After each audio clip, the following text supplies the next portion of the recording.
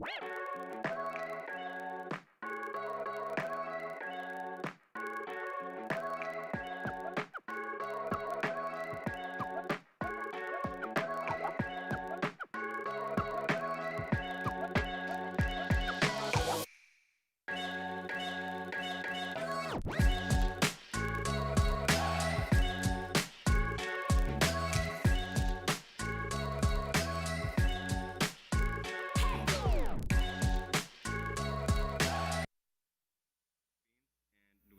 Joining us now is the head coach of New Zealand, Mr. Judd Flebo, and joining us is player number 22, Keanu Rasmussen. First off, coach, congratulations on the win. Your thoughts on how your team performed today?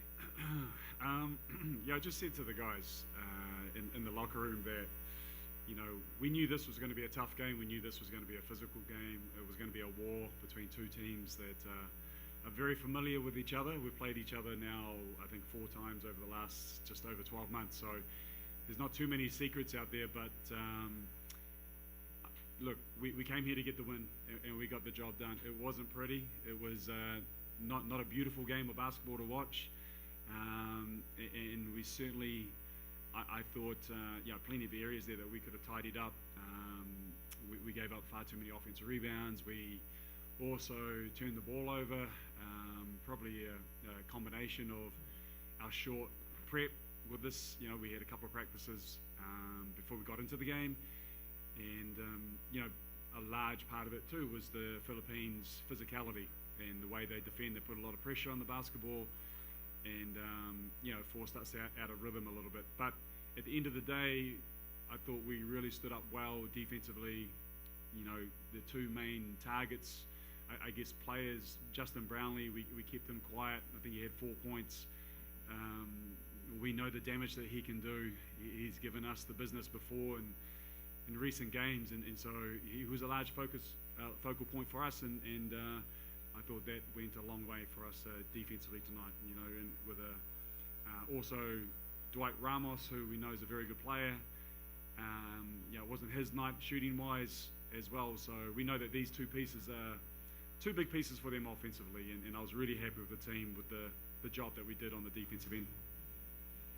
Thanks, Coach. Keanu, your thoughts on the game? Yeah, I mean, like Coach said, we came in here to get a job done, and that's what we did. There's some areas that we needed to clean up. The offensive boards early on, and then just looking after the ball a bit better is our areas to improve. But we came in, got the win, and I guess that's all that matters.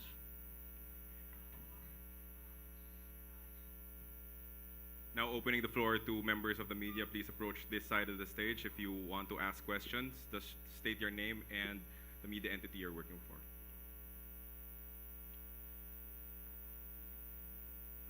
Good evening, Coach. My name is Anthony Cervino from Bulgar Sports. I would like to know, Coach, what was the general morale of the team coming off the 2 losses to Australia last year, and how did you address this that eventually, of course, led to the win today? No, we knew we're in a tough pool. Philippines, New Zealand, and Australia, and Guam. No disrespect, but probably 3 very good teams battling it out with each other, and teams that are familiar with each other. Look, for us, we knew it was going to be a tough series against Australia in December. We were right there. It was both of those games went right down to the wire, and we got beaten on a last-second bank shot 3. So there were plenty of positives. So the morale was very good, as heartbreaking as it is in the game of basketball to lose at a last-second shot like this. But overall, look, the group is it's a very connected group. Tall Blacks basketball. We're not a big country, but that makes us stronger. Because we're a small country, and so we need to be together and play a connected style of basketball as well. And that's the same with off the court. We have Keanu has made his debut today, but hopefully, and I said to Keanu, he's going to be playing the ball game as well. But a big part of it is our culture and how we can get the best out of each other. So overall, it was positive.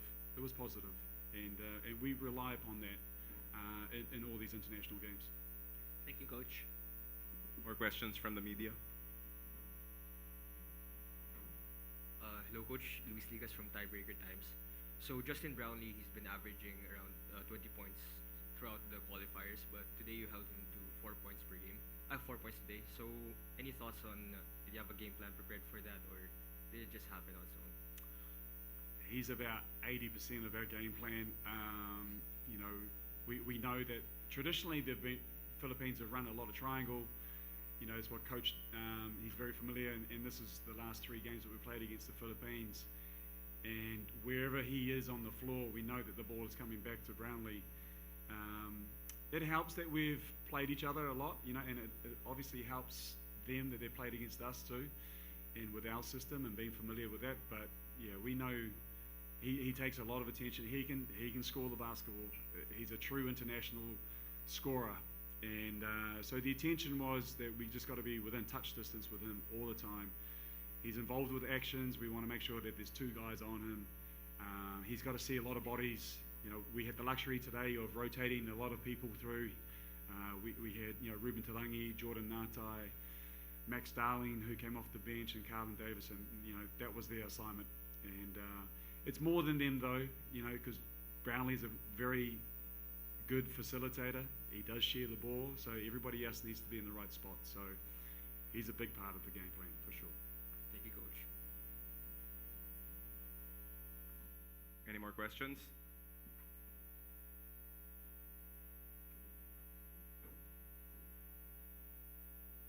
Coach, you've beaten, New Zealand has beaten the Philippines for the 3rd time in a row. All of those losses were without Kai Soto. How big is the loss of Kai Soto when it comes for your, in your perspective, on the side of Gilas Pilipinas? Oh, we know Kai Soto is a big part of the puzzle for Philippines, and he was, you know, I was here back in November 2024 when he played, and tonight, you know, the rebounding, and I think this is a big strength of the Philippines, is just the rebounding that they present. And I remember Kai Soto, like, he's a handful on the rebounds, and not just him. You know, Fajardo, Edu, and tonight Melora Brown. This is the first time we saw him, and they've got some quality bigs. So they're a handful collectively. They're very, you know, we gave up 15 offensive rebounds, and I think we pride ourselves on the rebounding, and I know they do as well. So it's a really arm wrestle there, but he gives them another dynamic. He's very mobile, and you know, obviously being over 7 feet, yeah, he's going to be giving them another dynamic to play. So he does absolutely help, and you know, next time we're going to see Philippines is in July. So you know, we know that it's going to be another big challenge. Thanks, Coach. Thank you, Keanu, and congratulations on the win. That is the end of the first Thank part you. of the press conference. The Philippines will be joining us in just a little bit.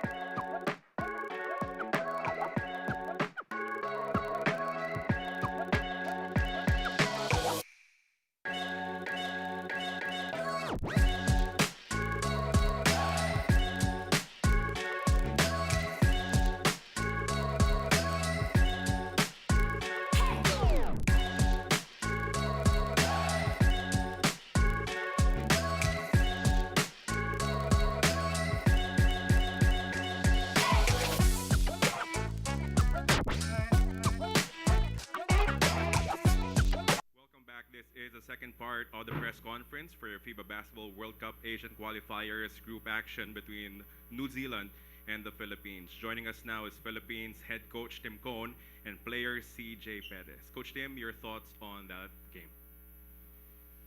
I'm not going to sit here and pretend like I'm happy about our performance. The bottom line is we're not gonna feel good or take pride in the fact that we got close or we almost won or whatever. Bottom line, we're here to win, and we didn't do that. And there were certain parts of the game that I thought, we did well. We defended well. We competed on the boards. I thought our big guys, Q and AJ, played real well. And I hate saying that, well, we didn't make shots, because there's more to the game than just making shots. And that's an easy explanation. But if you're saying that, it's usually because you're not getting good shots, and we didn't get the shots that we wanted. We didn't get the flow that we wanted. Credit goes to them because they defended well as well. And but the bottom line is we're not going to take any pride in almost winning or making the game close or whatever. We showed up to win, and we didn't do that tonight. Thank you, Coach. CJ, your thoughts on the game? Ayun nga, sabi ni Coach, di kami pwede mag-rely sa muntik eh. So, yun, kailangan namin mag-move on for next game, kailangan namin mag-focus, kailangan namin move forward para sa Australia. So, ayun, nakakalungkot na hindi nanalo, but may chance kami bumawi. So, CJ said that there is no feeling good in an almost. We have to move forward, we have to focus, and we have to think about the next game against Australia. We open the floor to questions from the media. Please move over to this side. Just state your name and the media entity that you are working for. Good evening, Coach CJ. Aaron Bayata from Sports Radio. Question to CJ. How important that you and Dwight and the rest of the folks were able to step up, at least on the scoring, given that nag-struggle si Justin. Justin struggled in this game. Thank you.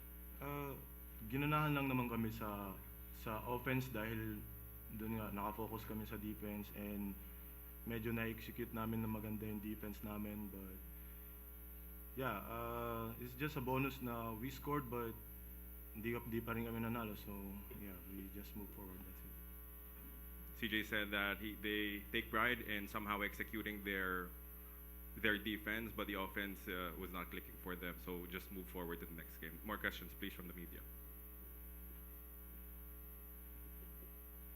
Gabe Norwood, representing SPP. Coach, you mentioned earlier that there's no moral victories here. The focus was to come in and find a way to get a win. But with that being said, there were highlights. Are there any things that stood out for you going into Sunday's game against Australia? Well, as I mentioned, I thought CJ got us off to a good start, and we were rolling well, and then we made a loose turnover that turned into a three-point shot that could have been another transition for us, and possibly a bigger lead. That kind of got them back into the game, and but again, I want to focus on our big guys. I thought played well, especially AJ and Q. They battled their big guys really well.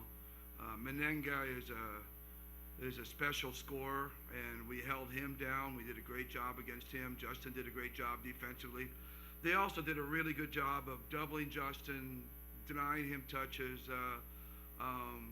People are going to point at the game and say he only had 4 points, but that was strictly through the game planning of New Zealand, and we needed other guys to step up. CJ did, and Dwight did, but when it came down to big plays, making a big shot, we weren't able to do that at crucial times. Hi, Coach. Coach, I'd like to ask your thoughts about Juan Gomez de Leaño's game. Is that something that you expect from him, providing spark off the bench? Well, that happened for the day. He came off the bench. You just don't know what kind of lineup we're going to come with on Sunday. We could change the starting lineup. We could put Juan in to start it off.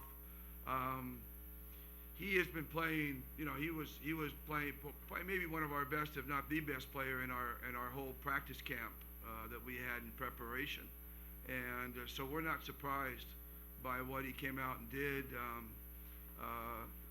You know, he's going to be a mainstay on this team. He's going to get a lot more. Remember, this was his first game in front of a big crowd and, you know, a lot of pressure. He's going to get comfortable, and he's going to do a lot more than he just did today. And he did a lot today, but he's even going to do a lot more going forward. He's a special talent. Coach, regarding Scotty Thompson, he's usually a starter for Gilas, but today he came off the bench. Is this more due to is it an injury case, or is it just to have a better matchup against New Zealand? Well, yeah, we were just, you know, we matched up the way we wanted to match up. Well, we wanted to get CJ out early on Britt. I thought we did a great job of defending Britt tonight. He's been killing us in the past. I thought we schemed him well. The guys executed the scheme really, really well. And we liked CJ's athleticism and speed against him to start the basketball game. And it proved right. I mean, I thought just from the very start of the game, we kept him unbalanced. And, you know, you can close your eyes and put all the names into a hat and pull guys out of the hat and say, hey, this is going to be a good starting lineup. You know, it's one of the hardest things for me as a coach is deciding who's going to start and then what the rotations coming into the game. And then hopefully, you know, you make arrangements for that before the game. You already decide this guy's coming in, this guy's coming out. But by halftime or third quarter, now you're trying to play the game by feel.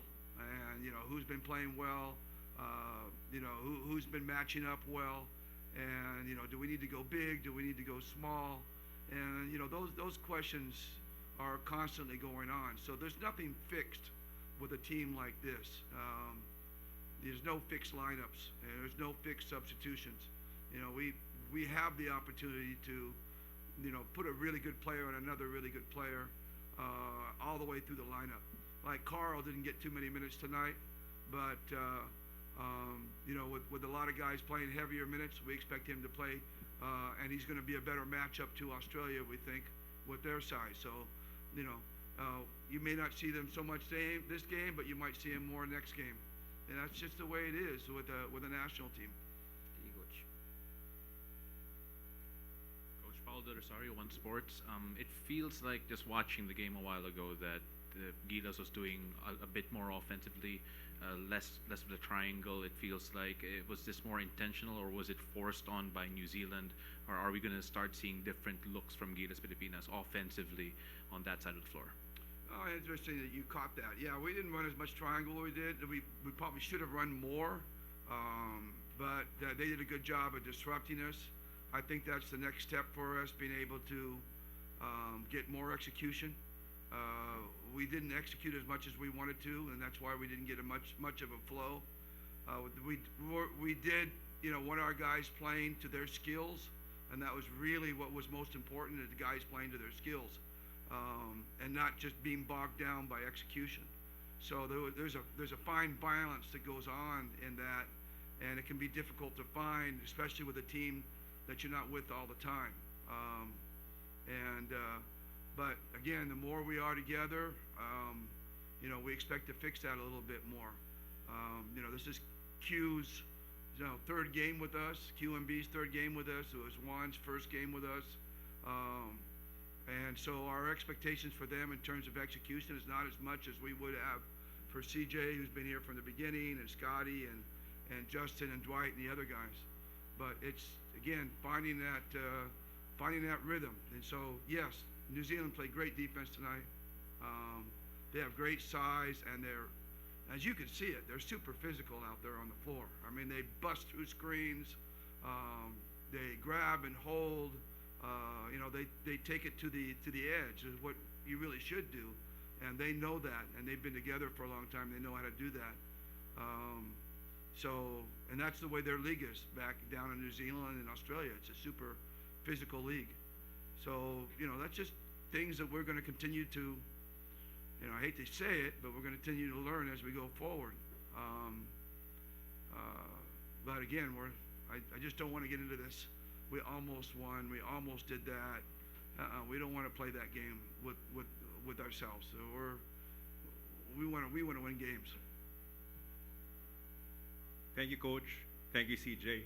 And good luck on the next game. That'll be the end of this post-game press conference. Again, we thank you for joining us. This has been the FIBA Basketball World Cup Asian Qualifiers Window 2 matchup between the Philippines and New Zealand. Good night.